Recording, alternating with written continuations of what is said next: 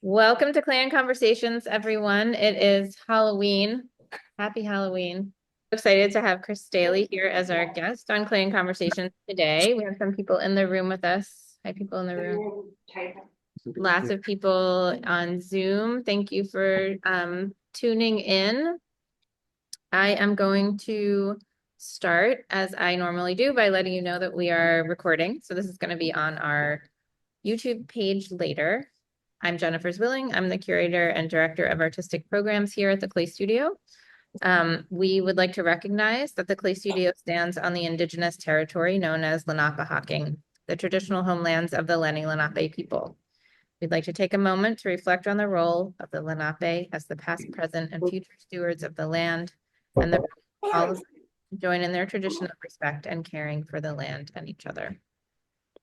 We are in a slightly different location than we usually are, but this means we get to look out at the beautiful day, which hopefully you can see out your own windows. All right. I am excited to help everybody learn a little bit more. Those of you who don't know Chris, although I don't know that there's anyone who doesn't know Chris Staley is a distinguished professor of emeritus of art at Penn State University. He told me I didn't need to read this, but I'm reading it anyway. He was selected to be the Penn State laureate for 2012-13. In 2017, he was awarded the university's Milton Eisenhower Distinguished Teaching Award, and in 2021, he received UNCICA Excellence in Teaching Award. Chris was once, he wrote this himself. He was once rejected to all the graduate program MFAs he applied to. However, after attending the Kansas City Art Institute for a year as a special student, he went on to earn his MFA from Alfred. He's traveled extensively as a visiting artist. From Israel to Maine, he has received 2 National Endowment for the Arts grants. His work is in many collections, including the Metropolitan Museum and the Victoria and Albert Museum, as well as Friends cupboards. He served on the board of directors at the Archie Bray Foundation in Helena, Montana, and on the board of trustees at the Haystack Mountain School of Craft in Maine, and served as president for NCECA, the National Council of Education for the Ceramic Arts. And the reason it's important to read these bios as a historian, I say, because these are being recorded, so future scholars will know what your bio is. It's important. I might have to take this away from you because I bet everyone can hear you tapping it. Sorry. I'm gonna start with my question that I ask everyone. See, I told you it was casual. How and why did you make the brave decision to make your life in art? Yeah, I sort of flippantly, but not so flippantly, answer that by I wasn't very good at anything else. And so I was always drawing and painting or making stuff with my hands when I was really young. And then my sophomore year in high school, I was walking by a art room and I saw someone throw, and it was just sort of, love at first sight or something, but I just knew I had to do that. So sort of knew I was going to be in the arts basically my whole life. Mm-hmm. So that answers the question about clay specifically a little bit, although I want to dig into it. But can you talk a little bit more about the leap from falling in love with something like watching someone throw on the wheel to thinking, I'm going to do this as my life, that I'm going to figure out a way to make it what I do every day. So that to me is that brave. Yeah. The images I selected will sort of respond to those questions a bit. We'll go right to those. I can remember how to do it.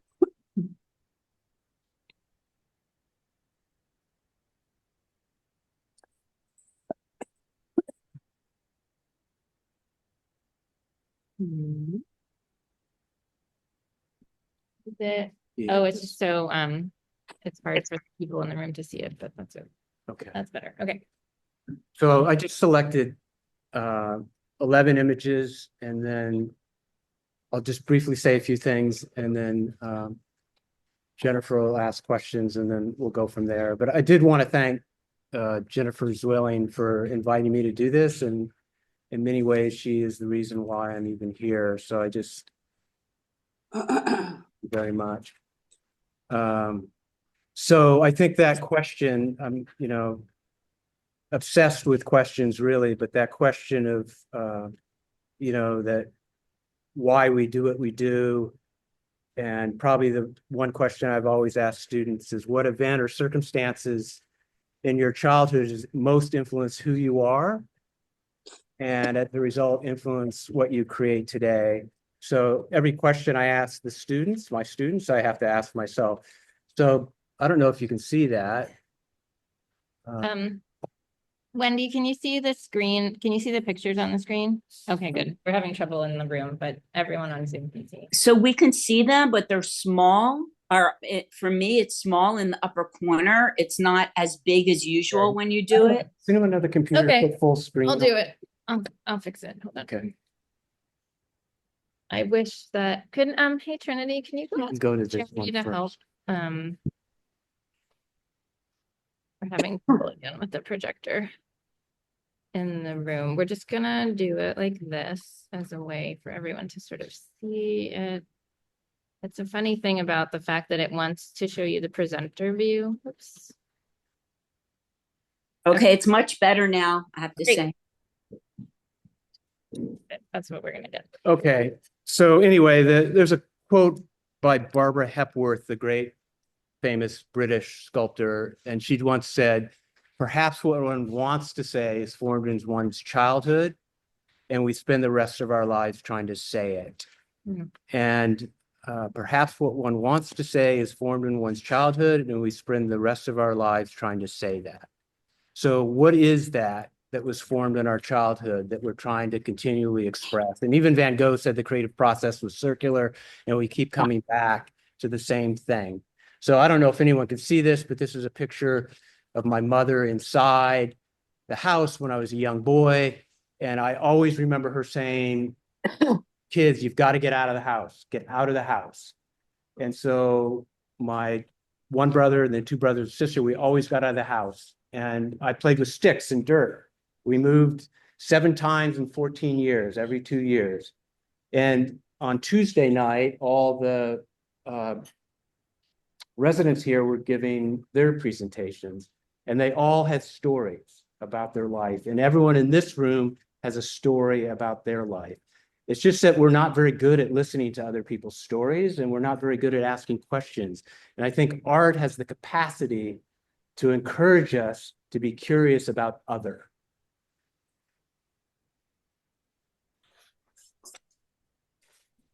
Right. I just need to switch it, Jen. Yep. Okay. And then, you get old enough and you can look back and you realize how things maybe have really changed. And probably, I read vociferously all the time. And Richard Powers said that we're all suspended between love and ego. And I can remember when I was younger and just how absolutely driven I was to, quote, make art and be successful. And there was a lot of ego there when I was younger. And there's sort of, you can see that in this image here of just these giant porcelain pots. And this was done in my early 30s. Yeah. Sorry that the technology is Can I? again. I got to move it forward. Okay. Oh, look, maybe it's turning back on. That would be so nice. And so, basically I use porcelain and I use copper glazes and I try to make them as just gorgeous and jewel-like as possible. And at some point I used a lot of slip, and they were just these luscious objects. But I got a postcard once from Ken Ferguson, and he said, stop using the meringue. And he was basically saying, how do you advance this? It's because of, I apologize. I'm just clicking on the next. Oh, thank you. So I had a show in the 10 years after that. I was leaving the Bray in 1989, and my life sort of just went through a real shock.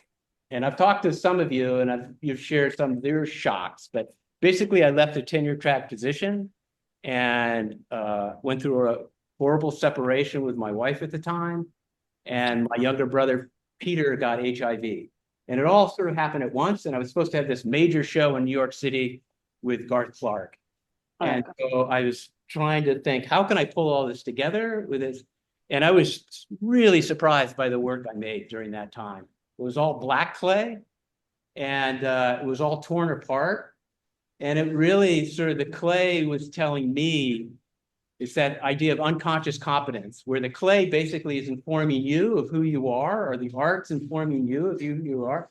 And that was the first time I totally realized that part of making art is learning about ourselves.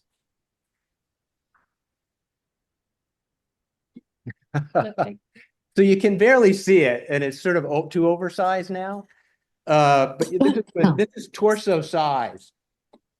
So it's like 3 feet, 3.5 feet tall, and it's all black clay, and it's sort of twisted and things going in it. And that was just about angst. And I really didn't know it when I was making it, but I stood back and I said, I'm really just putting who I was, although there was some conceptual stuff going on.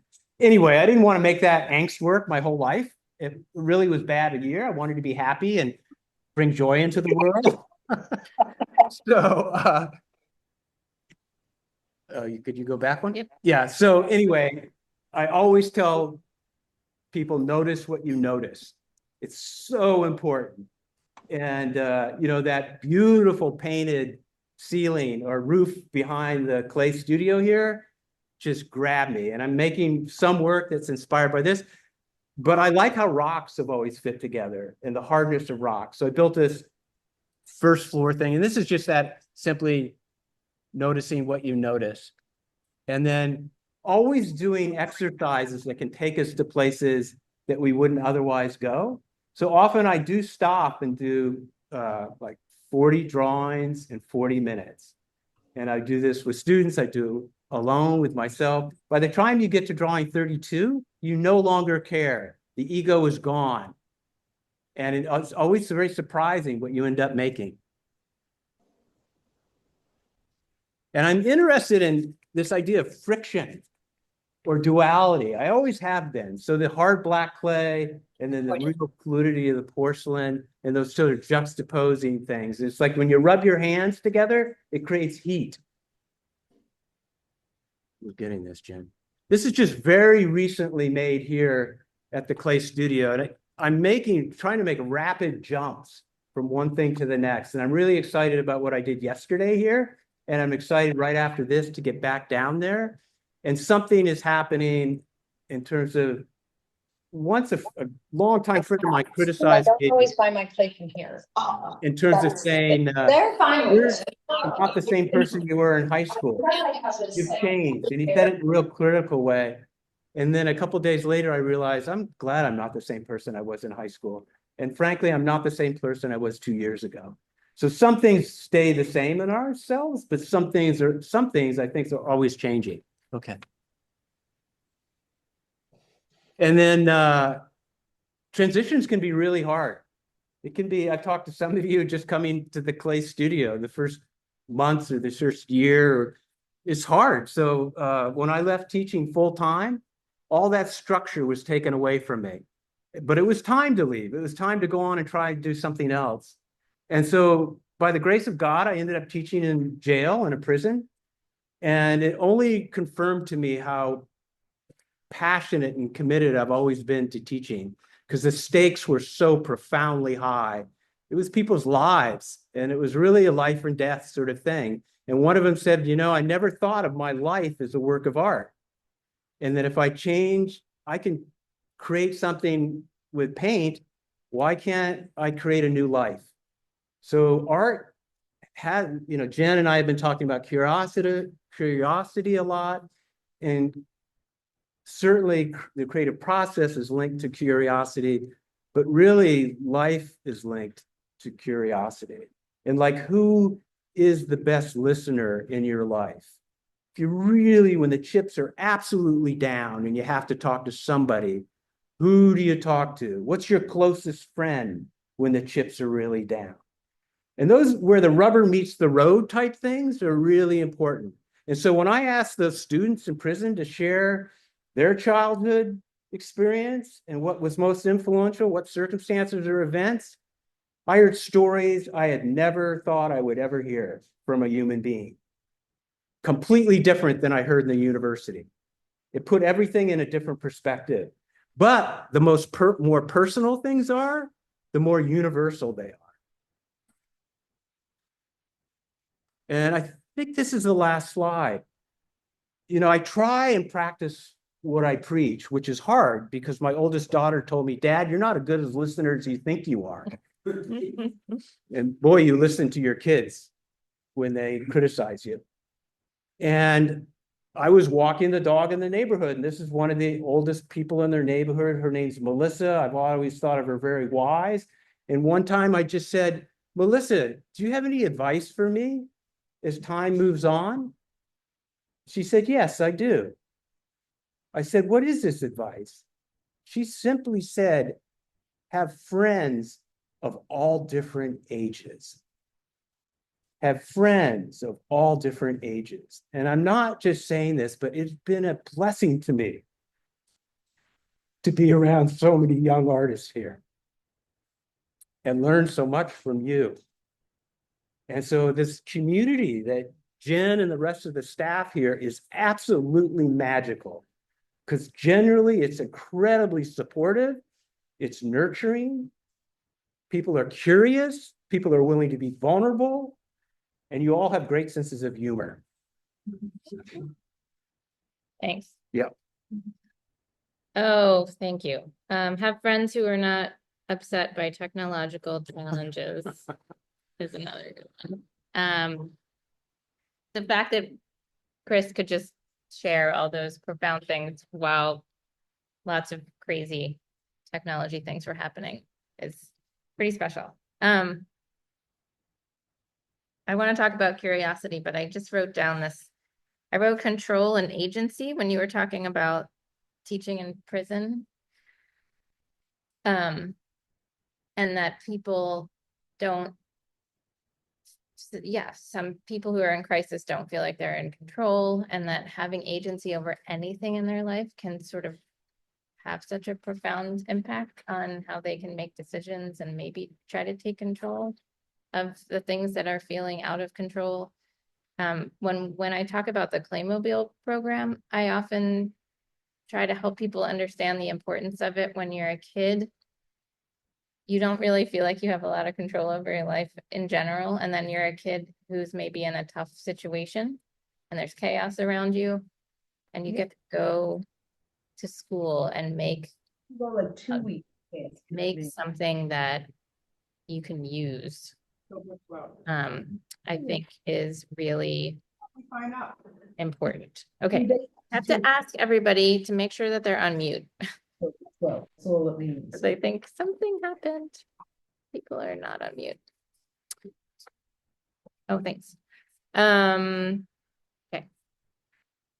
Anyway, so I just wanted to emphasize that point about control, and that knowing that you can control something can really have greater ramifications in your life. I hadn't quite thought of it in the terms of being in the prison situation, but absolutely. And any of us. So we were talking about curiosity a lot, and that had a lot to do with those last comments you were making. I think almost every time we've had a conversation since you've been here, we've talked about curiosity. So my first question is, what is curiosity? And then the follow-up is, why is curiosity so central to your way of thinking?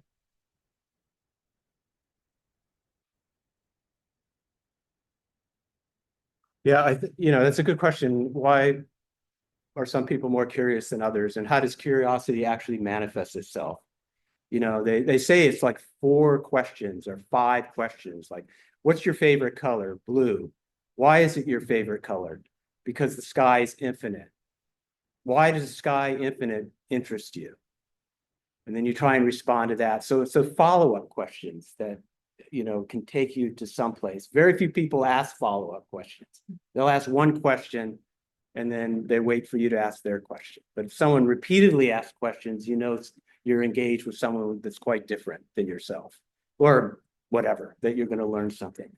So that it's that idea of curiosity as agency that you just said is really intriguing, because in the prison, they were candid. They said, the only time I felt respected here is in this class. You listened to me, and then you asked questions, and then we got to make something. And I've heard countless artists, from Roberto Lugo to so many different people, say, art saved my life.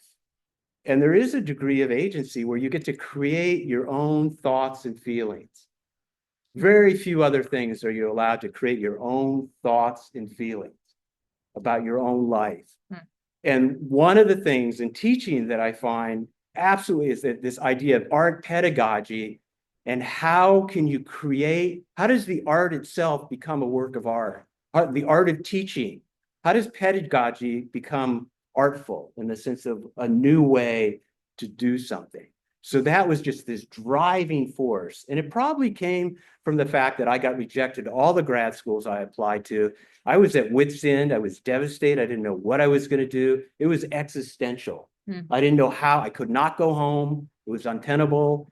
I had a van. I could live in the van. So it was just frightening. So I've often asked, where does motivation come from? And I think motivation really comes from love. You love to make stuff, but it can also come from absolute fear. The fear of being completely alone and having no means to take care of yourself. Those can be scary things. So love and fear, and sort of acknowledging that. Blah, blah, blah.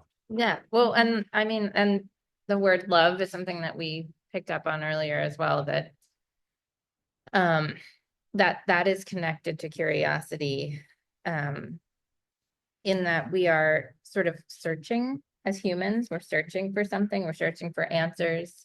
You were saying that as a Quaker, you think about the idea that God is love, and that people kind of pursue an attempt to understand God writ large. What is God? The universe, humanity in general, because we're curious, because we want to know, why do we feel the way we do? Why do other people feel this way? Why does the world exist as it does? So a love of the world, a love of other humans is what makes us curious. And then that is what can then drive us to try to, well, not me, because I'm not an artist, but you all try to manifest those questions and that love in the art objects that you're making.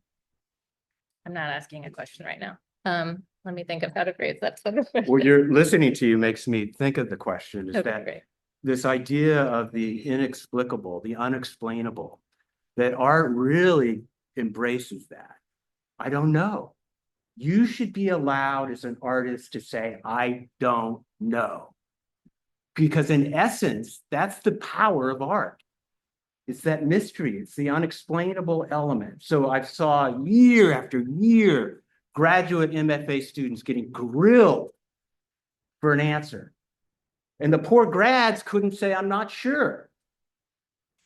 Well, that's good when you're not sure. It's okay not to know the answers, but it's not okay to be not ask the question. So you just need to ask the question. And then it gets even more when this idea of love, and you say God is love. And just recently, last weekend, I said, okay, God is love, but love is not God.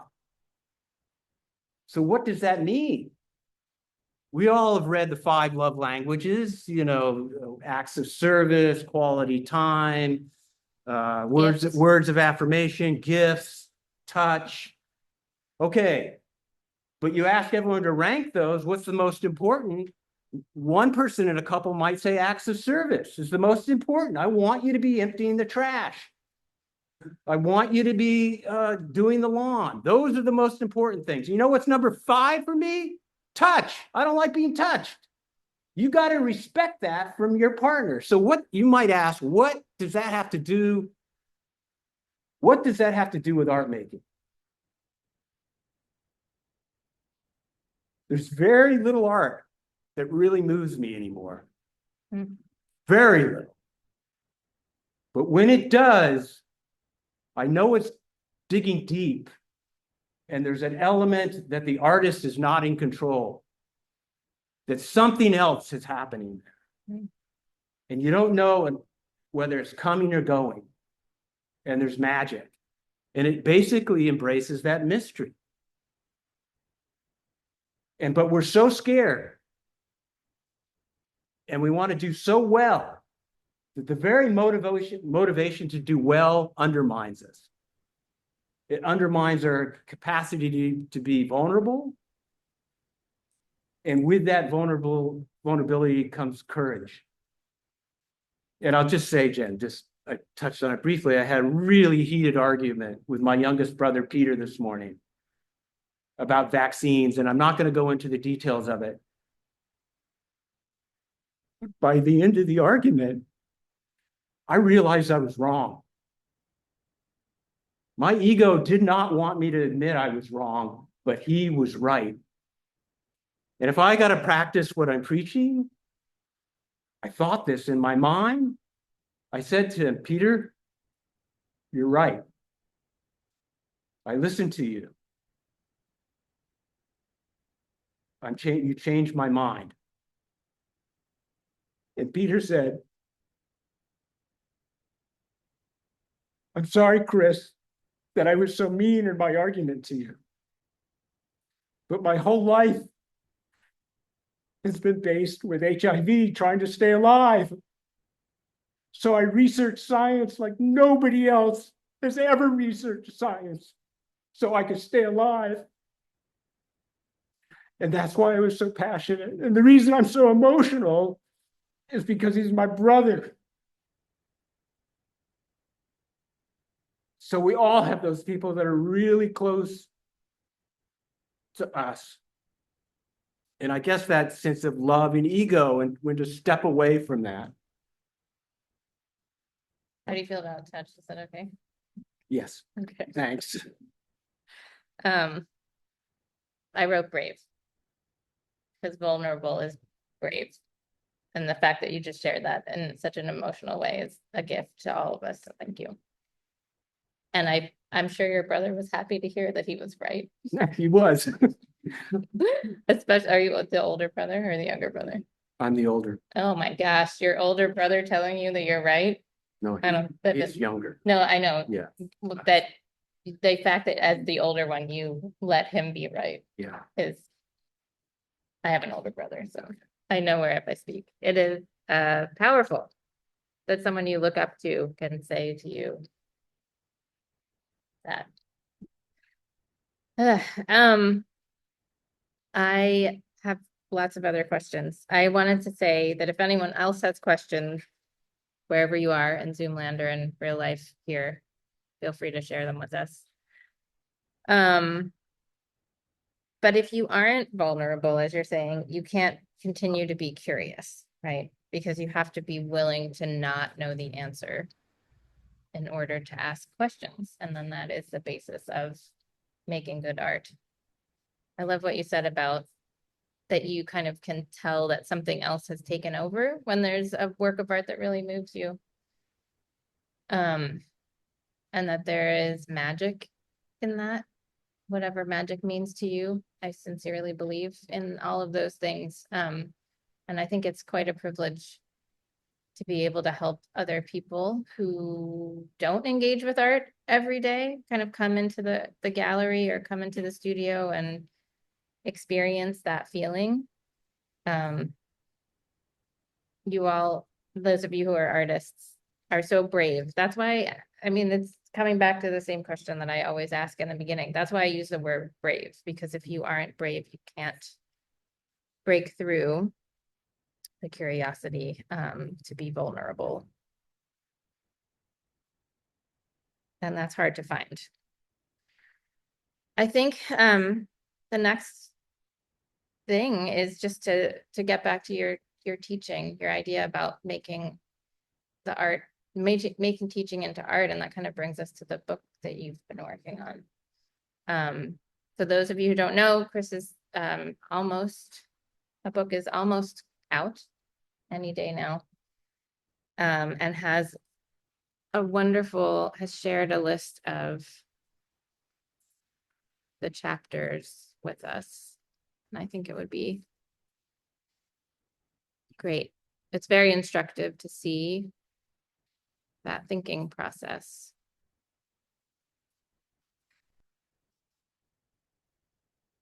Can everyone see that?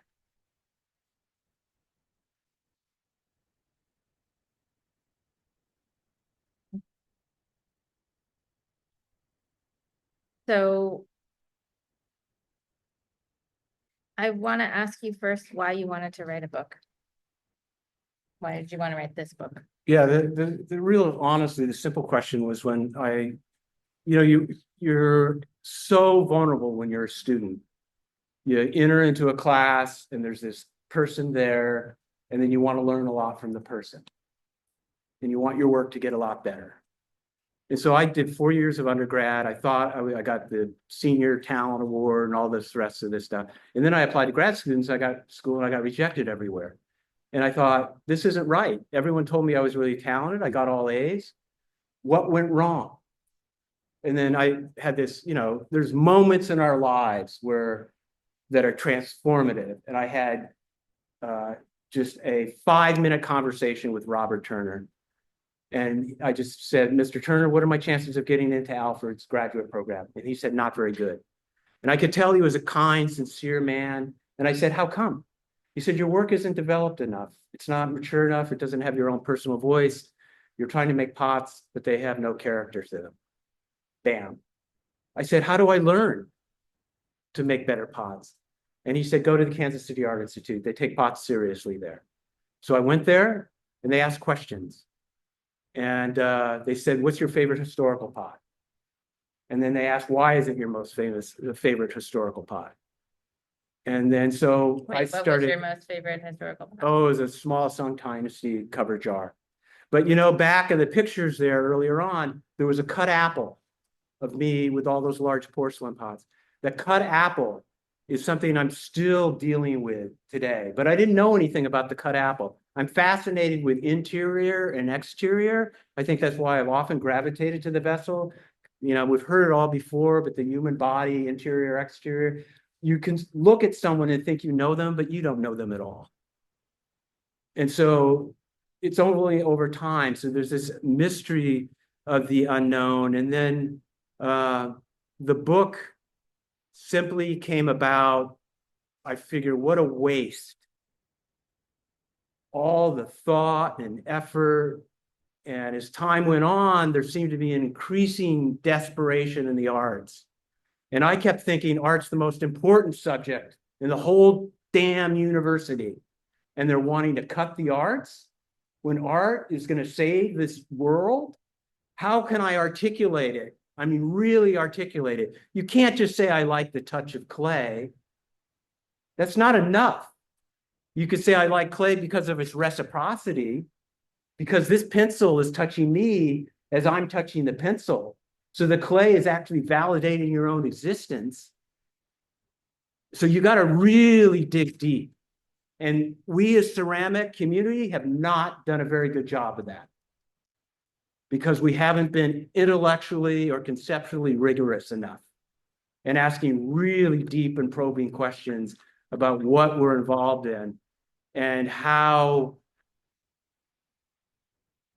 art can change the world in a realistic sort of way, and how we do this pedagogically. And talking with you, Jennifer, about curiosity, and so just having somebody to talk to about it helps you sort of refine or dig even deeper, and then hopefully you'll start to make something that resonates in some way.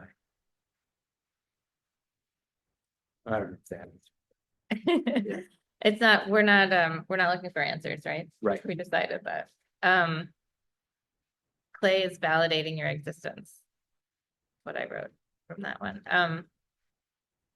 The questions that you feel we should be asking and searching for, you said, why does it, can art make the world better? Can clay make the world better? I also think just that it matters.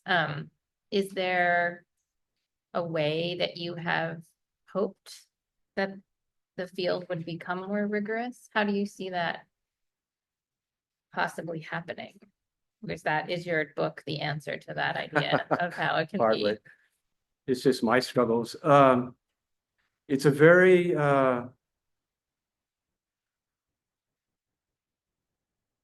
compelling question about this idea of how to move forward with curiosity and questions. And we're at a time where we have a decision as a country to make next Tuesday. And everyone is on edge. And I think, why it's what could have been done differently. And I think of a time of arguing with a colleague about who to accept into our graduate program. And they really wanted one person and I wanted another person. And we each gave our presentations and we argued and argued, and we could not come to a consensus. We simply couldn't. And it was only two of us. And so we said no decision could be reached. And we went home. And I thought, how are we going to make this decision? And so something came over me that night, and I said, it's okay, we'll just do what they want. But I said, but before I sort of surrendered to their wishes, I'm just going to ask a lot of questions and have an open heart. So all I did was ask questions. And to my surprise, they started asking me questions. And we reached a consensus. We don't listen, we just pontificate, we're didactic. We talk down to people. I do too. I don't want to in any way come across, I'm just as effed up as everybody else. And but the listening, if you really ask questions and really listen, people change. People just want to be heard. People just want a place at the table. But we don't give people places at the table, and we're not very good at, I've seen it. Every time I go to a social gathering, I see it. But then that's the, that's the negative, but then you find the people who do those things and you can rejoice in the fact that those people exist. And Yeah, I mean, Jen, you've been helping me a little bit trying to put this together, and I've got to put it together, but this idea of a workshop based on curiosity, and a student said to me, just came up to me and said, Chris, we have a curiosity crisis. And I shared that with you, and I thought, wouldn't that be curiosity crisis? How art can save the world or something. And you said, that's just too negative. It doesn't really reflect more optimism, you wrote. And that got me thinking, yeah, how do we phrase things in a more optimistic way? So this idea of hope's important. And I think art seems to offer hope in many ways because frankly of its ambiguity. mm-hmm. And it's this ambiguity that you can't necessarily, I mean, when you look at something and it's everything and you've already got it all resolved, I like something that stays with me and makes me wonder about it a long time. And the best art does that. And it can do it in an infinite number of different ways. When you came to me with that, I just want to say that my response was, it feels like it's more negative than you are. Yes. Every time I talk to you, I come away feeling inspired and thoughtful and excited about these ideas, you know, curiosity and why is it important to be an artist and what you're striving for, how you're trying to not necessarily find the answer, but look for answers to help humanity. And so the title Crisis Curiosity didn't line up with my experience of you as Right. the relatively negative statements that you made in the last few minutes do not reflect the way you usually Yeah. talk. Which Sort I of- think is, so we were talking a little bit about, like, it's the opportunity for curiosity. I can't remember now, but something like how to cultivate curiosity Yeah. rather than worry about it as a crisis, but more like focus on how to make it better. Yeah, I mean, I think again, this idea of curiosity and questions and sense of wonder and awe and all the rest of it. I mean, if you're any shortage of awe, all you need to do is look at the sky at night and think, does space really infinite? Does it go on forever? No, it stops at the wall. What's on the other side of the wall? That space is infinite. If that doesn't blow your mind, nothing is.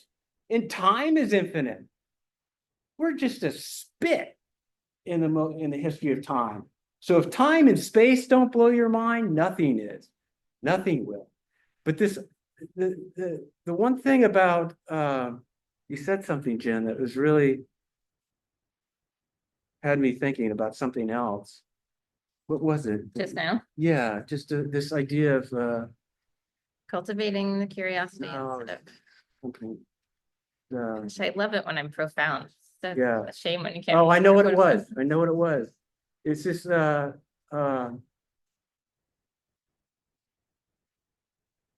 what was it? Oh, yeah, it just came and went. Hey, well, what you were just saying made me think of another conversation that we were chatting about AI a little bit. No, this No, we're gonna go back to that. Okay. this curiosity minute. thing of being in good cheer. This was what it reminds me of, is when a person asks you to talk, when a student says, "Can you come and talk to me about my work?" All the studies show, we all like to be said, "You're doing a great job here. You're bringing out the best in me." Everyone likes words of affirmation, but you don't want to be disingenuous. You don't want to say that, go into someone's studio and think, "Boy, this is really shitty work. They got so far to go. They don't." That does nothing to help that person. Nothing. And I say this with all sincerity. I have walked into countless studios of artists' work, and I can always find something positive. Always. There is something positive going on here. There is something redeeming. As soon as I share that, and I'm not being disingenuous at all, I'm being completely sincere, the student knows I'm being sincere, then the student opens up. They realize, oh, this guy seeing something is worthwhile here. And that's true basically in life. Almost everyone has got something to offer this world in a positive way. And we need to speak that. And then the trick is everyone's signature is different. Everyone's handprint is different. Is to be able, as a teacher, to look and see, like, you've got something really unique going on here. Have you thought about this? And be able to open doors. Like, I've had so many profound experiences here since I've been here. You know, I really feel connected to Bradford from day one. And then I haven't juried shows for a long time. And then for some freaky reason, I'm asked to jury a show. And they wouldn't, you're not supposed to know the names of everyone. So I'm jurying over Can I hear it? 50 slides. Where is it? And then I talked to Bradford and I realized I didn't accept his work. But I like Bradford so much. And I'm thinking, why didn't I accept his work? And then I thought, and I'm thinking, what's going on here? If I knew Bradford's You know work what that? before, then I would have accepted the work. And I'm thinking, well, that's not being very objective. Is this what he has on? Yeah, Just yeah, it's supposed to be the work. but he's not So talking. this experience I had with this But I show, can't hear I can't hear The anything. other one's on? happening. Oh, we should do something different. Anyway, that's been a huge learning experience. Is the Yeah. volume up? I didn't know I was part of it. They want me to write a juror statement. It's due by next Tuesday or Wednesday. I'm gonna write about Bradford and what happened in the So, juror statement. Maybe not demonstrating or anything? exactly, but this idea of being objective, it's impossible. But we can all aspire to be subjective, but even when we're aspiring to be objective, it's subjective. And so it's that gut-wrenching sort of self-reflection or story about oneself. It's super hard to be, and they say it's 3 steps of awareness. I'm aware of the pencil. I'm aware of this pencil. I'm aware that I'm aware of the pencil. And then the 3 steps. I'm aware of the pencil. How objectively can we actually assess ourselves? Really an important question. And then when we engage others, I mean, even the interaction, I've realized somewhere or another, I got to be around people. Even though I'm an introvert, I like making art around people. The solitude in the studio, I've spent 10,000 and 100,000 hours alone in the studio. I don't want to spend any more hours alone in the studio. That's my big problem here, Jen. I come here and I just talk to people. And they run from me now in the halls. That is not true at all. Oh, I you know it it is. is not true. You go on different floors. No, every time I talk to someone, I say, isn't it great that we have Chris Staley here? And they're like, I just had this amazing conversation with him. And I have told that to like 5 friends. This is I'm aware of holding a pen. I'm aware of being, and it really blows people's minds. And the other thing you did one day, which was, think about something important you've done recently with your hands. Right. Which is just so simple, but we don't think about these things. And then when you stop to think about it, it's a gift to yourself. And it's a gift to just take some time, take a deep breath, and realize that everything we do, every interaction that you have with people here has been so valuable. And we're really, right, everybody? We're so glad you're here. Well, and that's all back at you. I mean, and I don't like to mention names because it's every single person. And yeah, it's very weird. My wife's a psychologist, and being a human being isn't easy. Just isn't, just flat out isn't. And that psychological complexes that we all have in terms of stuff that triggers us, and we're not even aware of why it gets triggered. I mean, the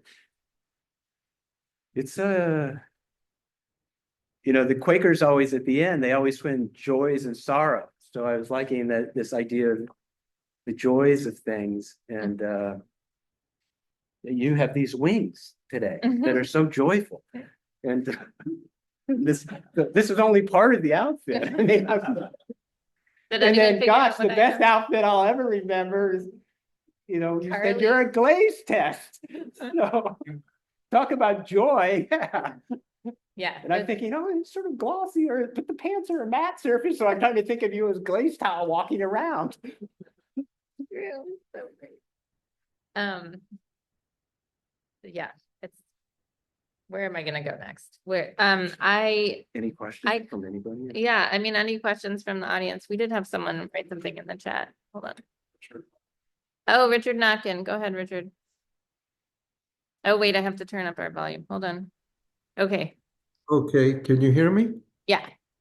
Okay, Chris, I've known you a long time, and you've always, talked to me about questions. And I know that, as teachers, I can look back on my career as a teacher, and I can honestly say that I really admire, your chapter 7, why are questions more important than answers? But I can honestly say that for at least the first third of my career as a teacher, both in art colleges and universities and all the workshops, probably the first 20 years or so, I don't think I got that. And I think I was more didactic in my teaching. I had more answers for students until it really hit me that the questions were more important. And I think this is true of most people. When they first start teaching, they're more apt to say, I really like that, I don't like that, et cetera, sort of imposing their own standards on the students. And I want to ask you if this was the case with you, and when you finally realized that questions were more important than answers, what was it that made you realize that? I don't know, I'm always curious what pops into our mind first when we're answering things. And, this whole idea, are you an introvert or an extrovert? And I just spoke very little when I was young. And so some things happened to me when I was younger and my upbringing that really made me question my own self-value. And so I always just, I would say questions have always been something that I've been very much engaged with. It's just been my nature, this idea. If you had to write, sometimes I just like to throw out questions, it'd be fun to do when you're all here and we break this up. If you had to say one word about yourself, describing yourself, what would that one word be? And you might think about that. And when I ask a question of others, I'm always asking myself that question. So I was always impressed when other people asked questions, and I wanted to be one of those people that genuinely asked questions. And it's been said, so often that when people are in conversation, they're just waiting for a pause for them to interject and start their part of the conversation. I mean, really listening, active listening, is a suspension of one's own thoughts and not a retort to what somebody else said. And so I have to catch myself, am I really listening, or is my ego involved? And I just need to add something really pithy or intelligent. And one of the, the only reason I bring the Quaker thing up is the Quakers basically sit in silence, and everyone sat in silence in this room. It's just sitting in silence. But the thing that I've realized more recently is the vocal ministry. You have to decide whether you're saying something that's beyond the ego, because they don't want to hear your words of wisdom or insight. It has to be about other, truly about other, not self, other. So that's the only reason you can speak. So how profound is that when you're having to give yourself your own litmus test? Why am I sharing this? What is the motive for sharing this? And so that's, I started going to your point, Richard, I did start going to Quaker meeting 22 years ago. And that whole vocal ministry thing became a huge issue for me. Do I speak on Sunday? You should not even be thinking about speaking on Sunday. And so this idea of surrendering to something much larger than myself, and then earnestly doing that. And I love, once I asked a woman artist if she believed in God, and she simply said, not so named, not so named. I loved it because it was vague, it was ambiguous, but it was profound. And she didn't say any more than that. She only said more when I asked her for more. So that's sort of a long-winded question, but you can tell when ego is speaking. You sense it. And then I'll just say, once I was in therapy, and I confirmed this recently, I was so blown away by the question. The therapist asked me the oddest question: what male movie star do you least like? A therapist is asking me this question, Jen. And I said, Hugh Grant. And she said, why are you selecting Hugh Grant? And I said, there's an arrogance about him. And then she said to me, is there an arrogance about you? And the thing that we dislike the most is often the thing that's in ourselves that we dislike. And so this real the challenge of self-acceptance. And I was leaving last night, and it's not the mission statement, but it's the community statement. It's beautiful, down by the elevator on the first floor. It talks about acceptance of oneself. And I don't think we skim by it or something, but I showed a picture of me standing next, did I say this, next to the pot in the Metropolitan Museum of Art? And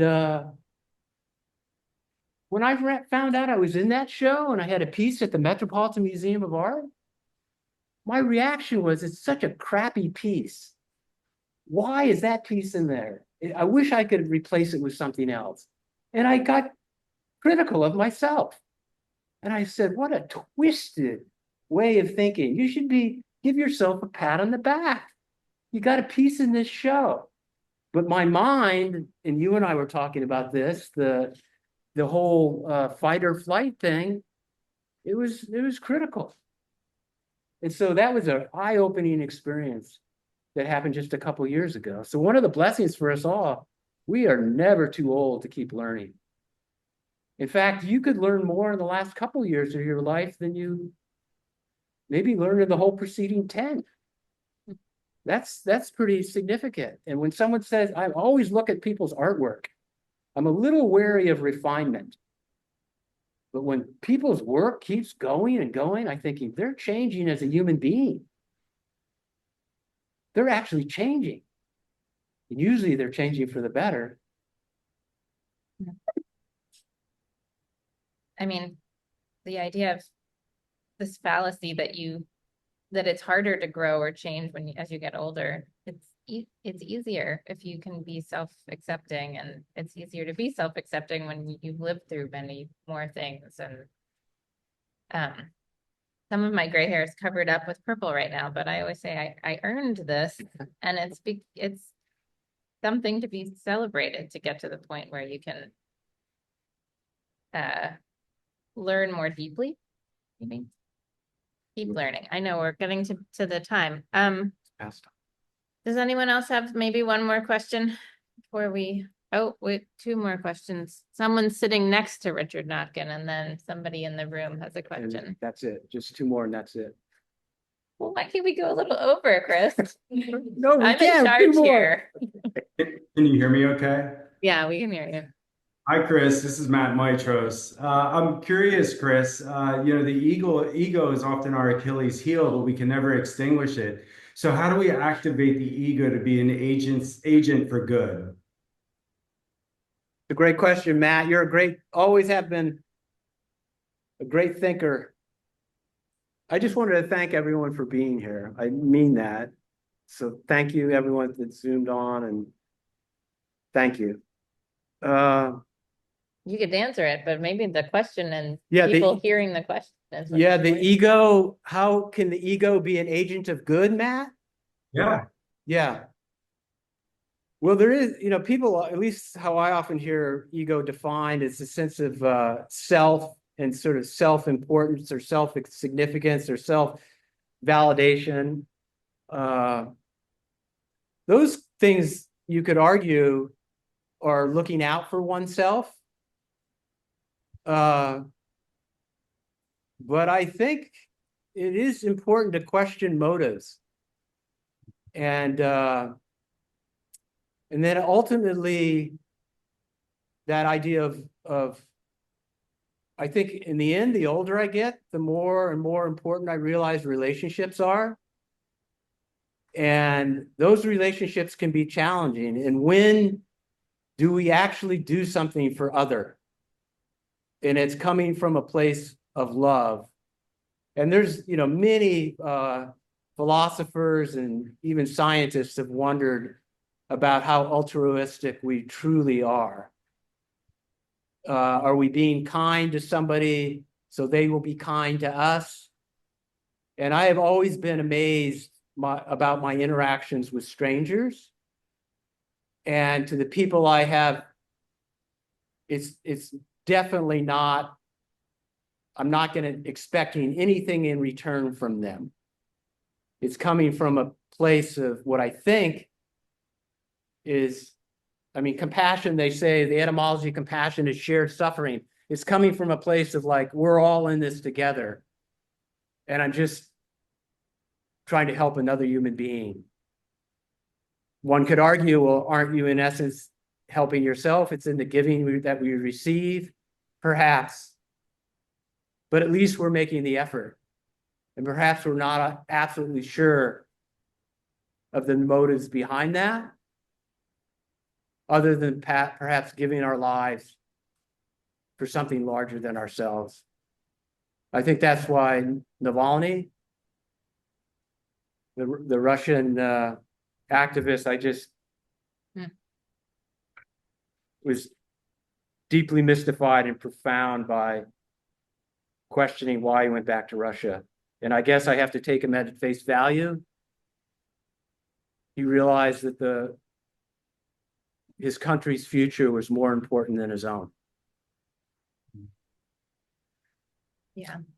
It's somebody else? Trinity. Question that was based on a very small comment you ran to the top. But you mentioned how you don't really feel by a lot of people. And I was wondering, well, like what was the last piece you felt moved by and why? People probably couldn't hear. The question was about Chris's comment about not being moved by much artwork, and what was the last thing he was moved by and why? Jennifer, you just curated the show downstairs, The Future of Ceramics. And I would say who's that artist whose work Holly Wilson. Holly Wilson, who's a indigenous American, and she lives in Oklahoma, and she drove the piece all the way here. She sure did. Yeah, and I missed her interview, but the talk was very she had a lot of reasons for why she did what she did. Yeah. And so somehow I knew none of that, and I just saw the piece, and there was something about the cut stump and the way she handled clay. And you said she hadn't done a lot of clay work. And there was a naivete or something powerful about the figure that she did, and the glass and the bronze roots. That piece grabbed me. And so to hear more about her, obviously this is a very intense person. And you've met her, right? Oh yeah, she's great. And all the things that she talked about through the work, being a parent, thinking about the future, thinking about the hopes and dreams of her child and herself and her culture and our country. And I feel like when you told me why you liked it, you sensed a lot of those things. And I was sort of reinforcing that, yes, she did talk a lot about those ideas, and she really had visually materially communicated it in a way that you got, which is exciting. So there's that magic, right? Where one person can create something with these ideas and you can look at a visual representation and understand what they're trying to say. And communication, I mean, I think at the end of the day, everything we're talking about is about humans interacting with each other and communicating, talking about each other's feelings, valuing each other. Going back to that question about ego, it's about being confident enough, not overconfident, but confident enough to allow yourself to listen to someone else. Because you don't need to just think, oh, what am I going to say next so I can sound smart? You're just confident and you think, I'm just going to be in the presence of this other person. So I think coming back full circle, everything we've talked about is about humans being human together. Thank you. Thank you, everybody. Thanks, Chris. Yep. Thank you, sir. Thanks for bearing with all of our technical things. I'm going to say one more thing, and that is that Chris is doing a workshop at the Clay Studio. If you're within driving distance on, I want to say November 23rd, I think. So look for that. You can sign up. Thanks, everybody. Have a good day. Bye. Thank you so much. Thank you.